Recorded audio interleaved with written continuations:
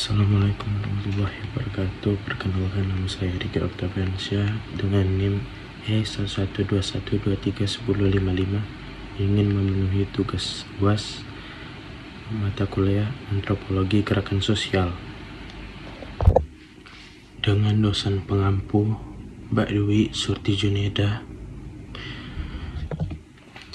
Pertanyaan pertama adalah, saat ini banyak gerakan sosial berkembang melalui media digital seperti gerakan lingkungan, solidaritas kemanusiaan, hingga kampanye sosial di sosmed. Menurut saya, media digital membuat gerakan sosial menjadi lebih cepat, terbuka, dan mudah diikuti oleh banyak orang. Gerakan sosial tidak lagi harus selalu dimulai dari organisasi besar atau demonstrasi di jalan, tapi bisa muncul dari keresahan masyarakat yang disebarkan lewat sosial media seperti TikTok, Instagram, Twitter, YouTube, maupun grup WhatsApp. Saya menggunakan teori gerakan sosial. Dalam teori ini, gerakan sosial tidak hanya membahas persoalan ekonomi atau kelas, tetapi juga isu identitas, lingkungan, hak asasi, gaya hidup, dan kualitas hidup. Media digital cocok dengan gerakan sosial baru karena isu-isu seperti lingkungan, kemanusiaan, dan kritik sosial bisa menyebar lewat tagar atau hashtag, video pendek, atau kampanye visual. Contohnya adalah narasi hashtag kabur aja dulu. Menurut saya, narasi ini dapat dilihat sebagai ekspresi kegelisahan publik terhadap kondisi sosial, ekonomi, dan politik di negara. Sosmed membuat keresahan pribadi berubah menjadi wacana bersama.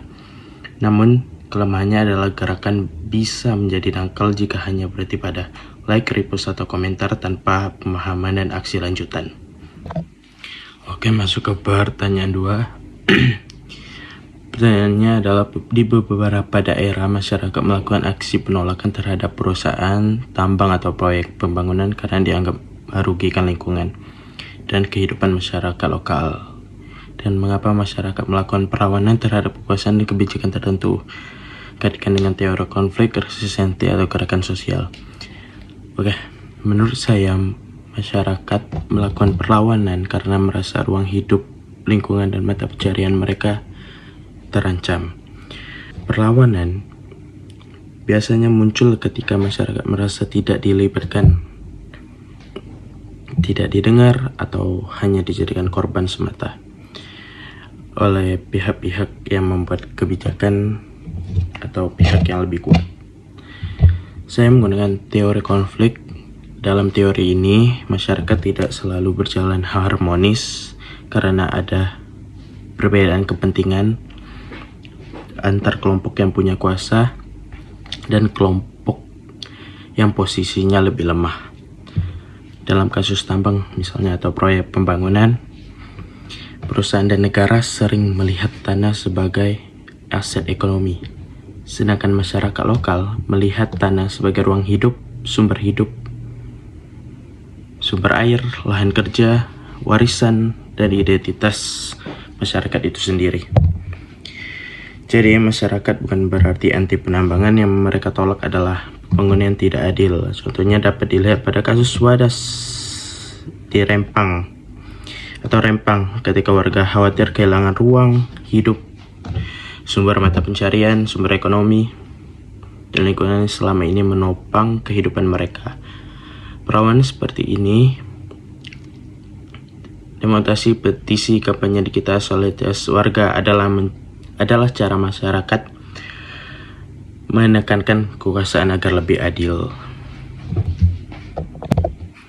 Oke, soal ketiga atau pertanyaan ketiga adalah, saat ini banyak gerakan sosial cepat viral di media sosial, tapi sebagian hanya bertahan sementara dan kemudian menghilang begitu saja.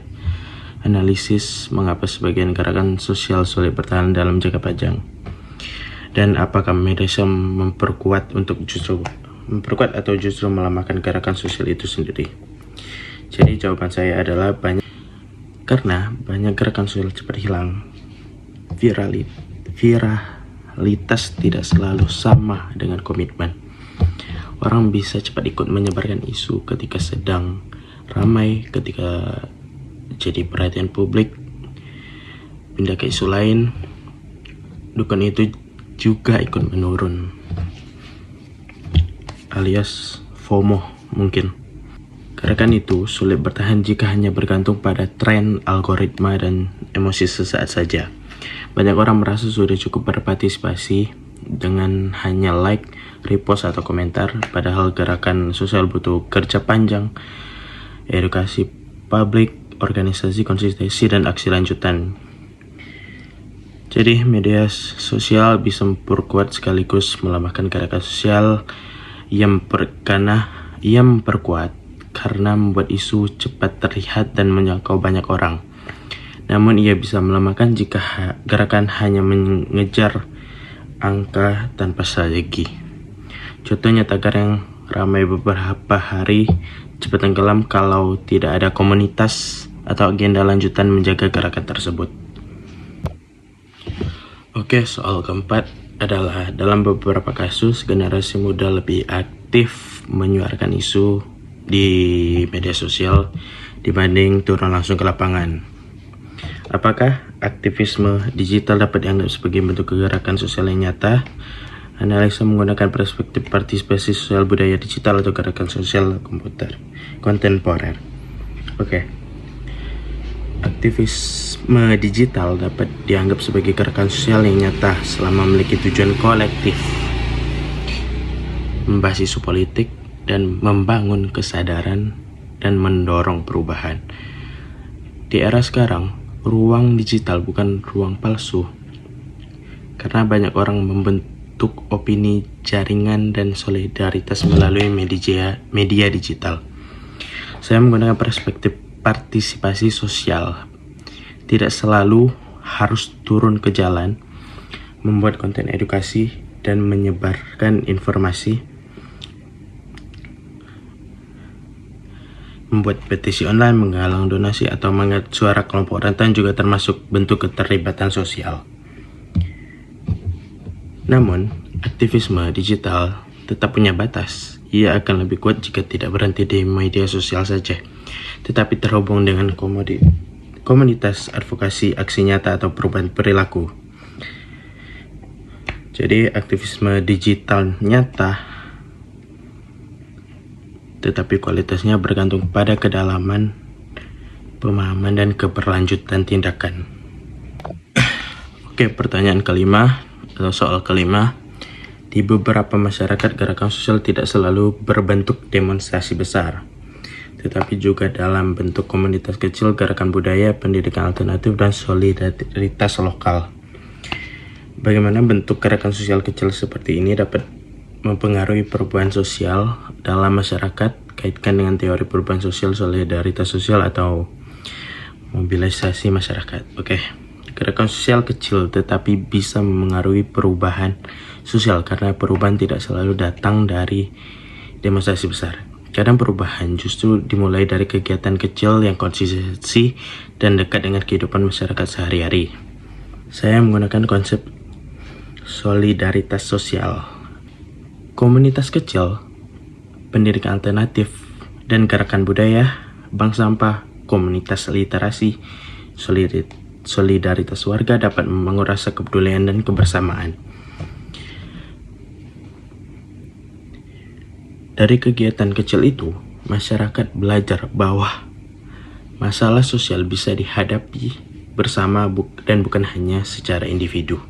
Dampaknya mungkin tidak langsung besar, tetapi bisa mengubah cara berpikir dan perilaku masyarakat atau orang-orang sekitar yang terlibat. Misalnya komunitas literasi membuat anak-anak punya akses belajar. Bank sampah mengubah cara warga melihat sampah, bagaimana mengelolanya, dan lain-lainnya. Dan solidaritas lokal saat bencana memperkuat hubungan antar warga. Jadi gerakan sosial kecil bisa menjadi fondasi perubahan sosial yang lebih tahan lama. Oke, dari kelima pembahasan tersebut dapat saya simpulkan bahwa gerakan sosial hari ini tidak hanya hadir dalam demonstrasi besar, tetapi juga melalui digital, sosial media, komunitas kecil, solidaritas lokal, dan praktik sehari-hari masyarakat. Media digital memang mempercepat penyebaran isu, tetapi kekuatan gerakan tetap bergantung pada pemahaman, komitmen organisasi, dan keterlibatan masyarakat secara nyata. Sekian jawaban dari saya, terima kasih. Wassalamualaikum warahmatullahi wabarakatuh.